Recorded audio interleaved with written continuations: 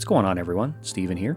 In this video, we're going to continue hacking Electron games, and we're going to be building on stuff that we did in the previous video. So if you haven't watched that yet, make sure to go ahead and do that.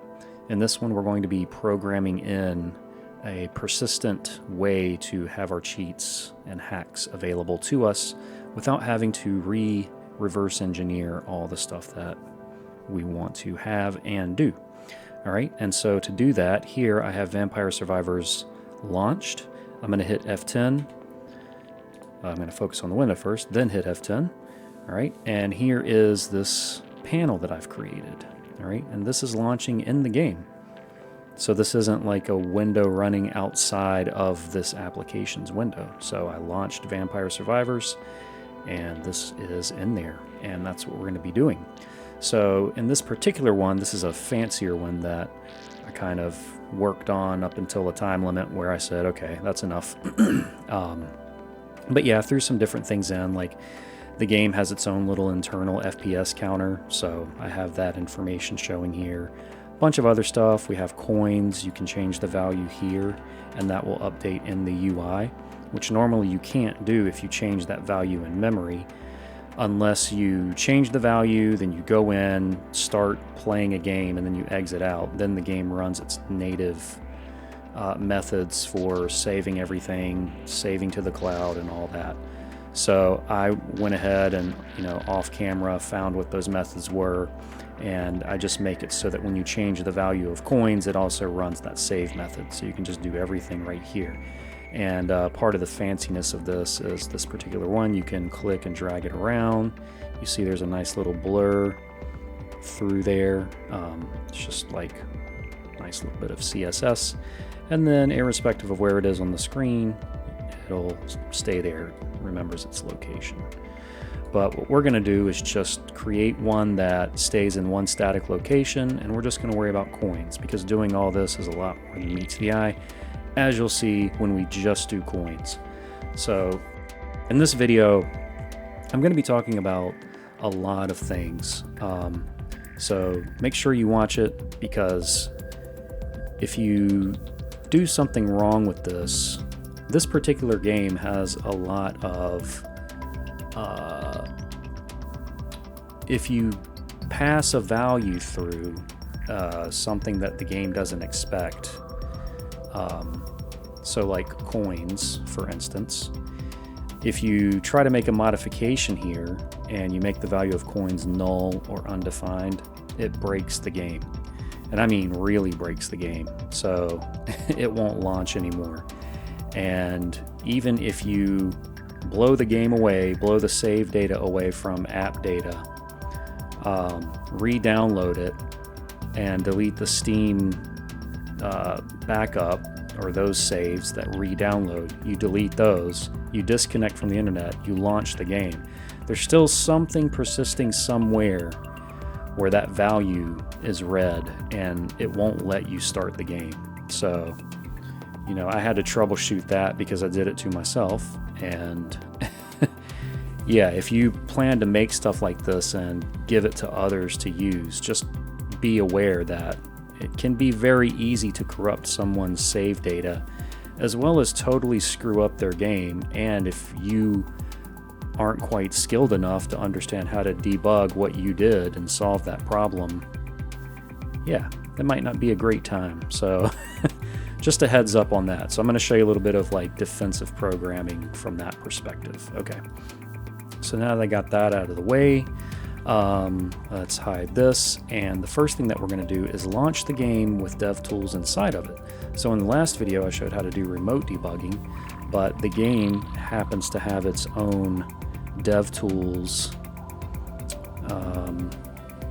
flag here, basically. So here, this sort of feature flag is normally set to false, but if you do this and you save it, it will open DevTools when you launch the game. So I'm going to go play the game. It's going to launch in this other window on my monitor. There we go. Okay, so here we have DevTools. You can see information here in the console. If your console isn't launched over here, you just click the little 3 dots here and click Show Console Drawer. Then you'll have the console. Anything the game logs out, you'll see down here, but this is also our window into everything into the game, right? Okay, so I'm not going to run through everything. I already did this video once, and it was like over an hour long, so I want to consolidate it a lot more than that, and I'm just going to kind of put the onus on you to pick up any HTML, CSS, and JavaScript that you might need to learn, okay? And I'll explain a really good way for you to do that in a little bit here once we get into these files. Okay, so I'm going to press to start, and I'm going to hit F10. And the version of this that we're going to do is just something that looks at the coins, okay? So basically, to achieve something like this, there's 3 core things that you need. 1, you're going to need your own custom JavaScript file. 2, you're going to need a reference to that JavaScript file in the game's index.html file. And the 3rd thing you'll need are any references inside the game's native JavaScript files to any data that you are interested in, okay? So that once you launch the game, you have references available that you've created and you make use of without ever having to do like a memory snapshot or get into the console and look for anything. It just happens when you launch the game, like you see here. All right, so with DevTools launch like this, something that's cool is, like with VS Code here, I have this overlay-fancy.js. That's the one that's running here right now. So what I'm going to do is go in to the index.html file, and the reference I have to that file, I'm just going to change that to overlay.js, which is the one for the tutorial here. I'm going to save that. I'm going to come back into the game, and I'm going to do the equivalent of clicking the refresh button, because this is basically a browser window. So we're going to go location.reload. And that's going to reload the game. So the changes that I made there in VS Code, now when I hit F10, here goes the one that we're going to do. So it can't be moved around, because clicking and dragging something around, that's its own feature, so to speak. But we have coins here, and we can go in here and modify the coins, and it's all good. Now, I want to show you something here. This is a good example of defensive programming and being aware of what you're doing and being very careful. Because when I found the save method, right, I wanted to be very careful not to get stuck in an infinite loop and like blast off countless cloud save requests to Steam. All right, so like if I change the coins here, look over here in the console. I'm going to change this to here, enter. All right, Steam integration, cloud save succeeded, right? Presumably you could get stuck in a loop and this would just happen over and over and over. And yeah, so another thing is the coins will save whenever you hit enter or whenever you click outside of that input, okay? So whenever the focus is outside of it, it also saves. But to spare it to where like anytime you click in here and click out, like if you don't do what I'm going to show you, you'll keep seeing this cloud save every time you click in and click out, cloud save, you know. So I've got a comparison that compares the coins entered here to what's in memory, and if they're the same, don't do anything, right? So just stuff like that. Okay, so now that we have that, I'm going to go back into VS Code here. So that is the reference in the one file here. And the reason I do it like this is because I want as little as possible in the game's native files. I want as much of my code as possible in my file, okay? So to that end, whenever you're doing this, you might want to keep a backup of your work, you know, from your JavaScript file outside of the game folder, because if for some reason they update it and the update is just like blow all these folders away and just repopulate them from root or something, your work could be just totally blasted away and you're like, yeah, That's not a good time. So do that, and then by keeping everything in here like that too, then let's say the game updates, all I need to do is come back into the index.html file if this was overwritten, put my one reference back, and then come into the game's native JavaScript files and just put my one or two or whatever references I need back in that file, okay? So that's kind of like my approach. There's a bunch of different ways to do this and approach this. That's just mine. If I get something that's super involved, I make use of imports and exports and break code out into different files and put that in a directory and then tie all that together and reference like sort of a main loader that pieces all that together. So you can get as imaginative as you want. Good times, right? Okay, so all of this stuff here, this is the overlay. This is the HTML, the overlay. You could have that in the index HTML inside the body here, which is ultimately where it gets inserted, okay? So basically what I've done here is I've just created the overlay. This is the HTML for it. We've got the overlay like container. We've got this, the title bar. And so I style the title bar to up here, you know. You could like put a little X here and style that and make it to where when you click it, it closes this and all that stuff if you want. The world's your oyster, right? So then you can have like a link to whatever there, like I did. I have my little username, all that good stuff. This is some inline styles. I've done a few things in this file just so I can like mention a few things along the way. So if specificity becomes an issue for you, you can just do an inline style like this, which will apply these CSS styles to this element in basically the most specific way it can. So maybe that's something you want to do. And this is just a formatting decision of mine. You could have all this live on the same one line if you want, but I just like to break stuff out like this. Okay, so then this Vampire Survivors Cheats panel is this text here. And because this is DevTools, we can get in here and we can inspect any of this stuff, and here it all is, right? So if we want to just see like maybe this text is too long, what's that going to look like? We can make that modification right there, right? Cheats panel. And then if I want to change anything related to the styles, like let's say we don't like that blur in the background, we can get rid of that backdrop filter, right? And now you just totally see through it. That background color, you can get rid of that. We can do this again, and now it's just like really glassy looking, I guess. But anyway, you can get in here, play around, and if you'll notice, whenever I hover in here, I get the pointer, and that's like the cursor property here. I have the value of pointer set, but you can come in here and enter any CSS property you want, and you know, look down through these, click one, and see what that looks like here in the window.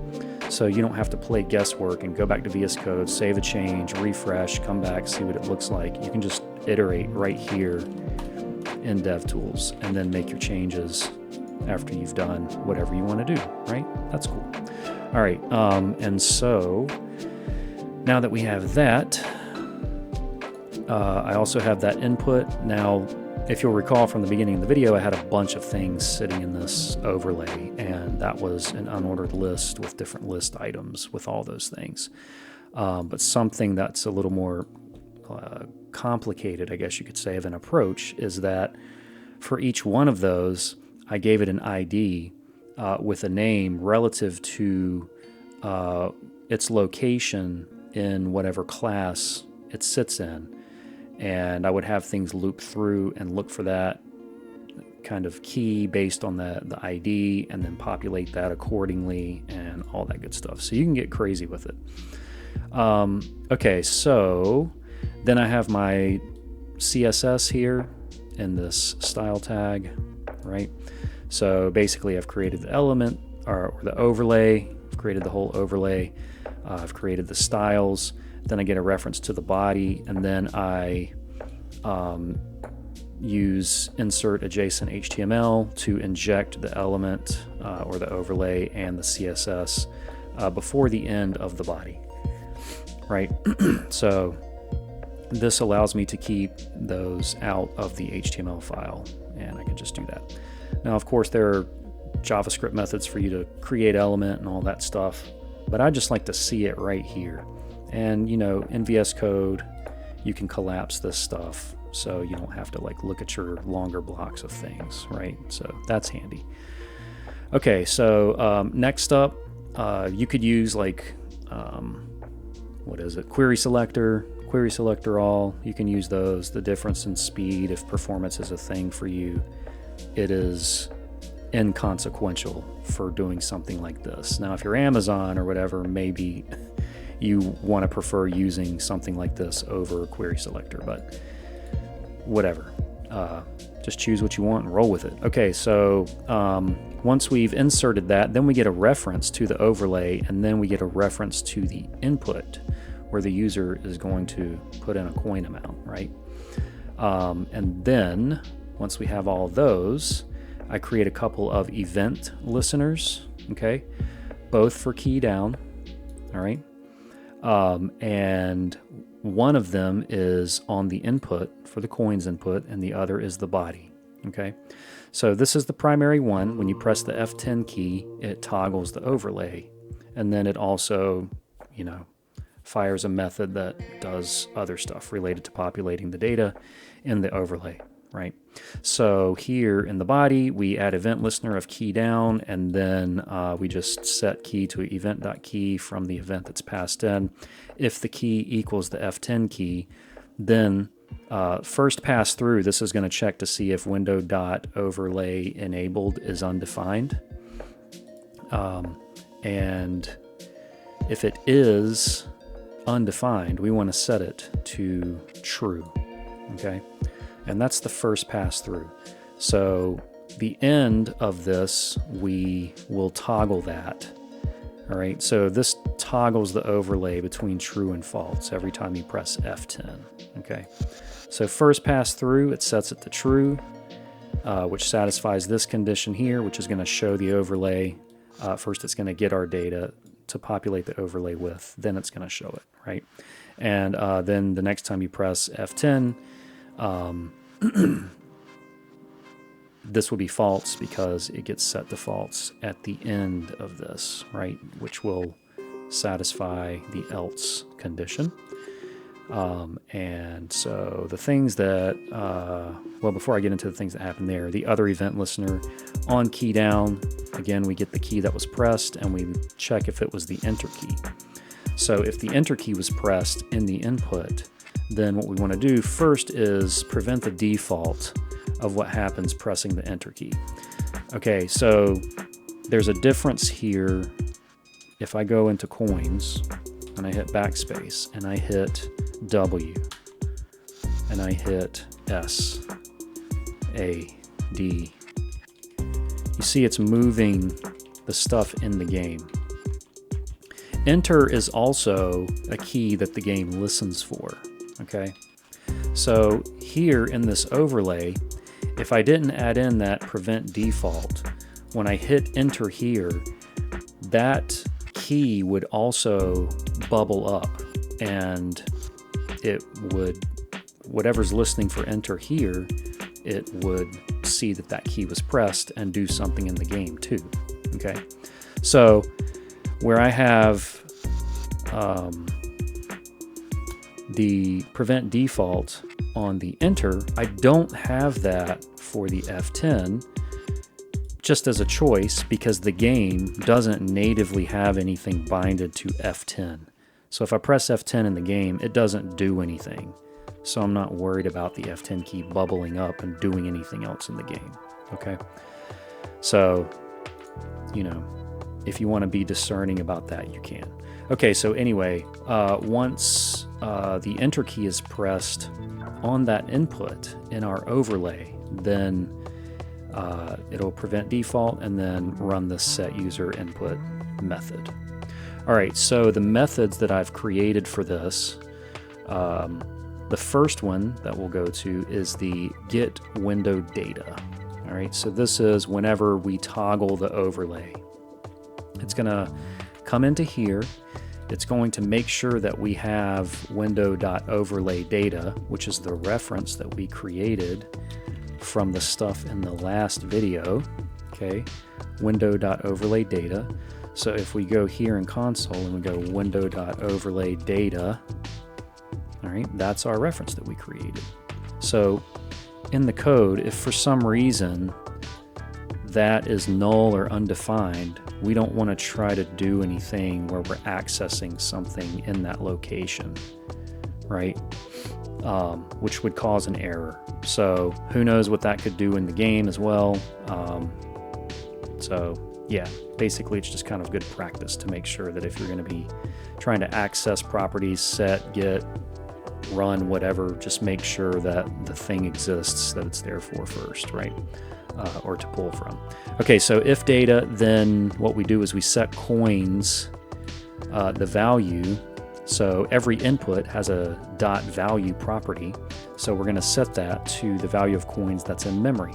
So we hit F10, the overlay appears, right? We get the data, we look at the value of coins in memory, and then we populate this, the input, with that value. So if I go F10, go back here, F10, F10, it populates that. If we didn't do it, what we would see is just the input with our placeholder here of enter coins.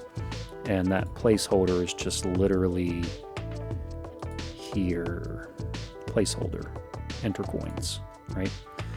And then I also have, while we're here on this input, this on blur, set user input. On blur is basically whenever you say when focus leaves this. So on blur, it's a bad nomenclature in my opinion for what it is. I mean, it makes sense the more you get into it, but still, it's a bad name. Anyway, so whenever you have focus in the input, but then you click out of the input or whatever, this method will run, which is what I've defined, a set user input. Okay, so back to this, get window data. Okay. So the coins get set, and then we have this enabled data watchers where we pass data through, okay? And what is data here? It's this. So we're going to pass our window data through to enable data watchers, which is this, all right? We pass that through. We create a function here called getCoins, and this is what sets the UI to the coins value that is in memory, right? So our text becomes this, all right?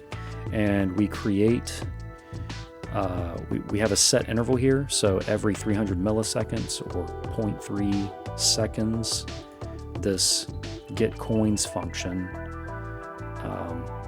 triggers, and it's basically just watching that memory address to see what the value is, and then it updates the UI. And here I've created on the window something called Coins Watcher, which is solely for if I go to disable data watchers, which happens whenever we hide the overlay. You don't have to do this, but it's just sort of a performance thing. If we can't see it, what's the point of it sitting there running still? We clear that interval, okay? Now I like to make my life easy, and as much as possible, I will use the window as my kind of pivot point for any properties or variables I want to create or references to anything. So if you're getting silly with stuff like this, and you know you're getting a little more in depth with a function you write, and you're like, gee, I'd really like to have a reference to whatever is in scope of this particular flow of execution. And then you start thinking about, well, where do I want to create that variable so that, you know, it will be in scope for other functions or other things to access? You just don't even worry about it. Just put something on the window and then call it done. All right. So if you're a web developer, a lot of this stuff is basically sacrilege, but who cares? This is for fun. Do the stuff you wouldn't do at work. Yeah, so anyway, okay, so that's the enabled data watchers, and once again, I had more data in here, so this was watching multiple things, and this was clearing those. Okay, so finally here we have this set user input, and this does a lot, all right? a lot of sort of defensive stuff, or trying to provision for making sure that we're going to create, or not create, but prevent some of those devastating bugs like what I was talking about a little while ago. Okay, so the first thing we do is, once again, this set user input is whenever the enter key is pressed on the input. We prevent default, and then we fire set user input, which again, set user input also fires when focus is lost. So it provisions for if the user enters this value and they hit enter, or they enter a value and then they click outside of it, right? Expecting that that's what's going to happen there. Okay. So obviously we can see that the set user input takes the value and applies it. So first, again, we get the overlay data to make sure it's there. We get the coins value. So the value in an input is always a string. So if the user typed a number of spaces before and after their number for some reason, this trim will get rid of those spaces. So we do that with the user input. And then I have a check here, is valid coins. And what we want to do is make sure that by the time we get into this block, that the value we're dealing with is a number. Okay, it's a number that we can do something with, because technically not a number has a type of number, or nan has a type of number. It's JavaScript, good times. So, okay. Basically, if I go in here and I try to type ASDF, well, first of all, the game listens to ASD, so those didn't happen here.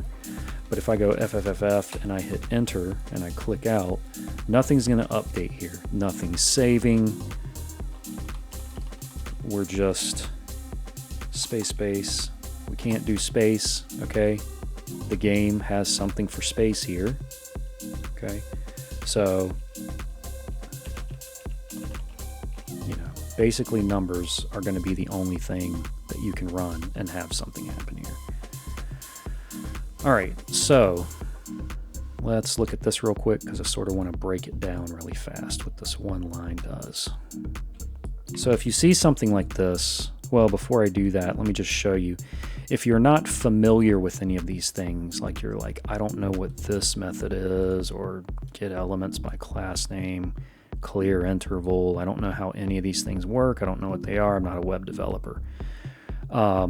Just look it up on, so like if you Google and then you type in whatever you're looking for, and then you type MDN, and that's like Mozilla's developer network, and they have amazing documentation on pretty much everything, with code snippets, properties that exist, various like test cases, all of that. Okay, so if you need to look some stuff up, that is a great way for you to figure it out.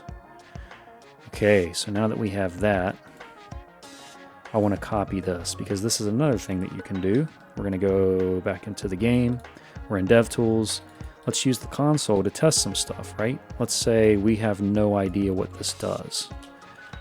All right. Coins is not defined. Yeah, I didn't mean to hit enter. Okay, so let's just define a variable, var.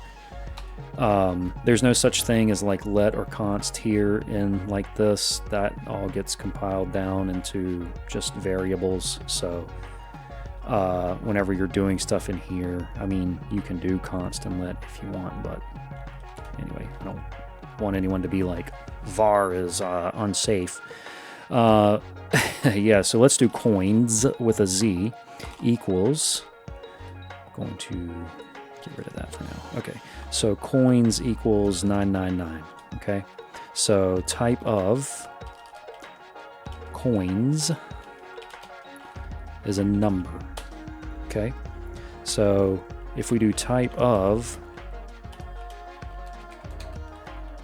NaN, that is a type of number. but you can't compare if something is a type of NaN with NaN. You need to do Number.isNaN and then pass it the thing that you want to check. Is it NaN or not a number? So we'll do coins. All right. Is it not a number? We have false because, well, this says, is it NaN? It's weird to say, is it not a number? Is it NaN? False. It's not NaN. It's not this. Okay. But if we say, if we look at our code and we see this parse float, what happens if you don't pass anything to parse float? True. Parse float with nothing passed to it is NaN. What if we pass it 999 as a string? Well, this is kind of the point of parse float. So we can take a string and convert it to a float. There's also parse int to convert it to an integer, right? But what happens if we try like ASDF? That returns as NaN, okay? What happens if you have a float and you try to parse float a float? It just keeps it the same. So this is eager evaluating what I have here. So eager evaluation is basically where DevTools is going ahead and evaluating whatever you're writing here before you actually execute it in any sort of like meaningful manner. So anyway, you can just kind of look at what something's going to be and iterate like that if you want. Okay, so we're getting an idea of just, you know, types as related to all this different stuff and just how parse float works. So here we're doing a parse float of coins, and then we're making sure that the result of that is such that it's a number. The type is going to be number, okay? We don't want it to be NaN, we don't want it to be null, we don't want it to be undefined, we don't want it to be a string by this point. We want to make sure that, well, it can be a string, but as long as it evaluates to a float, right? That'll satisfy that condition. So if data and is valid coins, we come into here. And again, the reason why this is such a critical thing is because I had that issue happen that was like, wow, this totally makes the game bomb out and could completely screw it up for certain users. And because it's Steam and it saves that issue to the cloud, even if they go to a different computer and try to install the game there, it's going to install the issue on that one too. So pretty gnarly. All right, so if we get into here and that's all satisfied, then what we do is we parse float coins, right? So if we have just 99 or we have 99.99 as a string, it will create that as a float value, all right? Then we do toFixed, passing nothing through to fixed, okay? So if you're in VS Code 2, you can hover over some of this stuff and read what it has to say there. Read what needs to be passed, its type, all that stuff, okay? So when you do toFixed, passing nothing to it, that lops off whatever is on the right of the decimal point. So you're left with an integer. But you're left with that integer in the form of a string. So that's why I parse int that whole thing, okay? So we end up with the new coins value that we want. All right, and then we get current coins for coins as they are in memory in the game at the moment. Then we compare those, and I want to make sure that they're not the same, okay?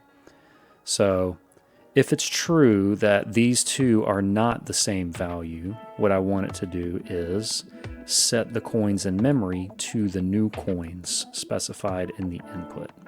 All right, and then we fire that save method, which is the game's method for saving the data. All right, and so that's pretty much it. That's the extent of it. And I say that's it, but unless you are a web developer or you are super familiar with all this, you're probably getting the idea that this is pretty involved. And a lot of testing is required. Like if you're gonna be creating these for others to use, I would, really be careful about testing. Like if someone can enter data into an input and then you're gonna do something with that, like they could just totally screw everything up. So anyway, that's pretty much it. And once again, like if you're in the game, because this is just this window that we can inspect visually for things that you want, whatever you want to iterate, you could even do things like background URL or background image is URL. Okay. And for this URL, you can reference things locally. So we'll do /, okay, and I'm going to go into Steam here, and I'm going to go right click and say, move my magnifier here because it's in the way, manage, browse local files. Put the magnifier back here. Okay, so if we bring this window, resize it, it's on my second monitor here. Boom, we're in here. Okay, so resources, app, webpack, renderer. Okay, this is basically root. Okay, this is where stuff thinks root is. So we could do /assets img introbg.png. So let's just right click and copy his path. That'll be easier. Come back in here. I'm going to come here, paste, and then renderer is where it basically thinks root is. So we're going to get rid of this, and get rid of this here. We've got to change these to the opposite type of slash. Oh, we actually don't want a slash. We're going to reference assets, right? So look at the background of this now. It's that blood moon looking thing, right? So you can use the game's own assets to style your stuff if you want, So anyway, just dig in, have fun, be careful with what you do because it can be easy to screw stuff up, and yeah, do all that. Okay. If you want to know more, well, I'm going to be providing the source code to this version over on Guided Hacking, which, by the way, Guided Hacking, at the moment of posting this video, has a wonderful promotion going on right now where you can save a good bit on like a 4-year membership. So definitely go check that out. But I'll be doing more videos on this type of stuff over here in the near future. So yeah, stay tuned. And like I said, make sure you go back and watch that first video if you want to know how to actually find all this stuff I've been referencing in this script where the game is concerned, because it's all there. All right, hope you learned something. Hope you enjoyed the video. Thanks so much for watching, and I'll talk to you in the next video. Take care.